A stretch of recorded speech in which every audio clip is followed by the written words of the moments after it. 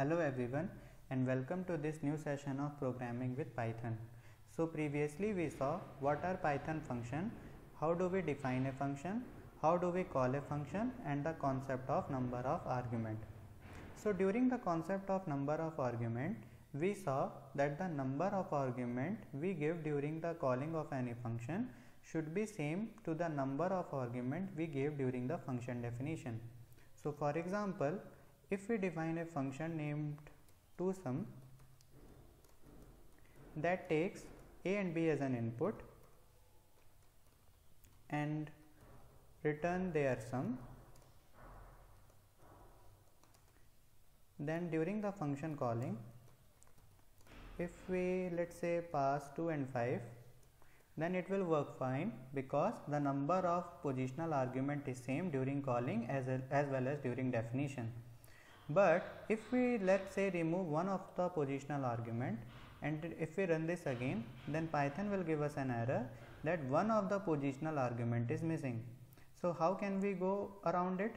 We can go around it by defining a constant value to one or both of these positional argument. So for example, if we defined a constant value during the function definition as 0 to both a and b, and if we run this again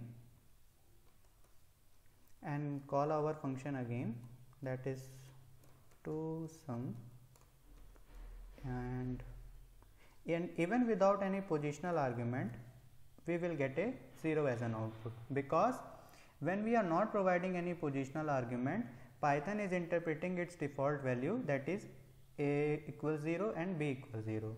And if we provide it some positional argument, let's say 2 and 5, then Python will give us 7 as an output.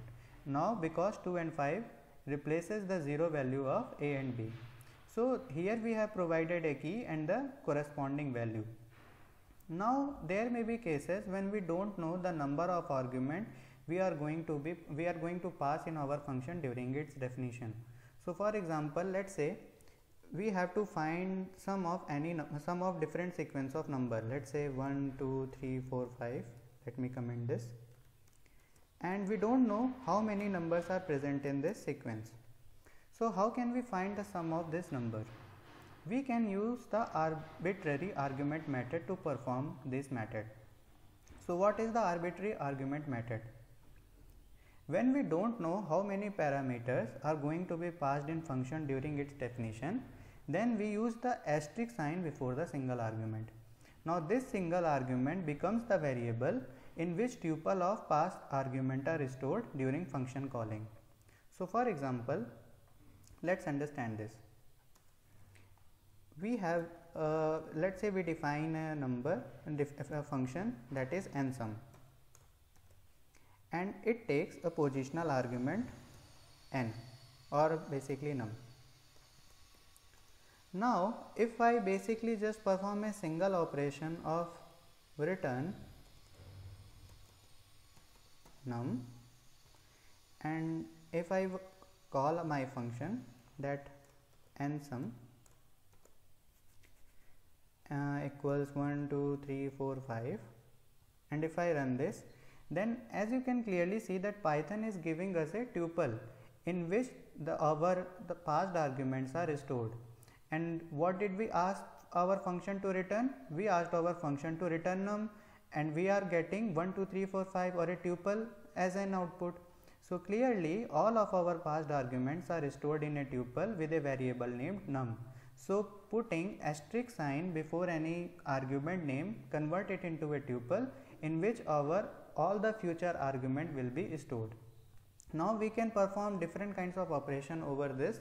For example, we can perform the sum operation on this tuple. We will just write sum and the num, and we will run this again, and if I perform this code again, then we will get 15 as an output.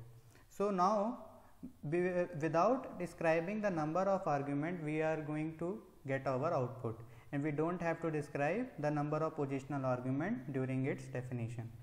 So this is how we perform the arbitrary argument method of function definition. Now similar to the arbitrary argument, we have keyword arguments arbitration.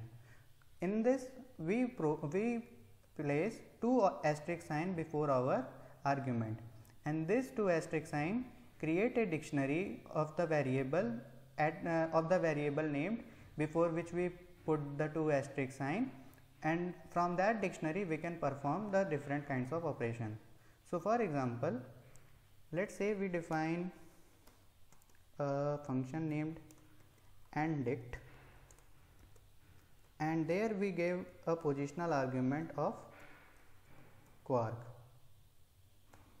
Now if I just write return quark, and now if I call our function, let's say anddict, in which I am writing a key value pair, let's say a is equal apple, b is equal bat, and c is equals to cat. Now we have provided a key value pair as a argument to our function during its calling, but in our function definition we have provided double asterisk keyword sign.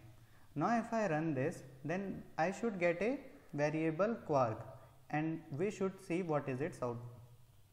So as you can clearly see that this function is returning a dictionary to us, in which the key is a and the value is apple, the second key is b and the value is bat, and the third key is c and its corresponding value is cat.